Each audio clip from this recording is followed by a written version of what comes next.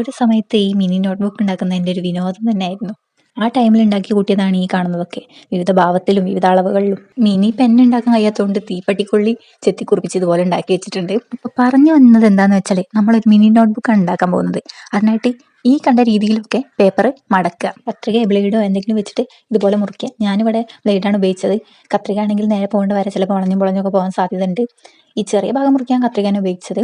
അപ്പം ഇതുപോലെ ചെറിയ ചെറിയ പീസുകൾ ഒന്നിനു മേലെ ഒന്നായിട്ട് ഇങ്ങനെ അടുക്കി പെറുക്കി വെക്കുക. ഒത്തിരി പേപ്പറൊന്നും വേണ്ട, നേരത്തെ കാണിച്ച 2 പീസ് പേപ്പർ മാത്രം ഇതുപോലെ കട്ട് ചെയ്തെടുത്താൽ മതി. കട്ടായിട്ട് വെക്കാൻ വേണ്ടിയിട്ട് ഇതുപോലെ ഒരു കളർ പേപ്പർ അതേ അളവിൽ വെട്ടിയെടുക്കുക. ഇനി സ്റ്റാപ്ലെയർ എടുത്തിട്ട് അതിൻ്റെ സെൻറ്റർ ഭാഗത്തൊന്ന് അടിച്ചു കൊടുക്കുക. അപ്പോൾ ബുക്ക് ഇവിടെ സെറ്റ് ആയിട്ടുണ്ട്. അപ്പോൾ അതിൻ്റെ പുറത്ത് കുറച്ച് അലങ്കോല പണികൾ ചെയ്യാം. അതിഭീകരമായിട്ടുള്ള അലങ്കോല പണികളൊന്നുമല്ല.